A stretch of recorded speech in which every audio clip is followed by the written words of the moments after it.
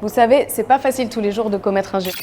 C'est vraiment fatigant, éprouvant, à la fois physiquement et émotionnellement. Mais heureusement, la seule démocratie du Moyen-Orient Mais bien sûr. prend bien soin de ses soldats quand ils sont fatigués d'écraser les Palestiniens au bulldozer. Au ranch de Dani, près de Tel Aviv, ils peuvent se ressourcer grâce à l'équithérapie. Une journaliste du Monde leur a rendu visite et ils lui ont expliqué comment faire des câlins à des chevaux dans un endroit paisible avec une végétation luxuriante. Ça les aide à oublier leurs crimes. Choix éditorial intéressant de la part du Monde, sachant que CNN a fait un article similaire il y a un mois qui se sont fait grave critiquer. Dans son titre, elle décrit les soldats qu'elle a rencontrés comme étant des bourreaux et victimes. Et elle cite l'un d'entre eux qui dit: pour vous, nous sommes des monstres, n'est-ce pas? Ah, donc t'es au courant que t'es accusé de crimes contre l'humanité du coup? Car la journaliste, même si elle rappelle le nombre de 42 000 personnes tuées à Gaza, largement sous-estimé selon The Lancet, ne parle ni de nettoyage ethnique ni de génocide et n'évoque pas les traumatismes des Palestiniens qui datent de bien avant le 7 octobre d'ailleurs. La docteure Samar Jabbar, qui est psychiatre palestinienne, critique le discours occidental autour du traumatisme. Elle explique notamment que à Gaza, le syndrome de stress post-traumatique n'existe pas, car ça n'est pas post-traumatique, c'est continuellement traumatique.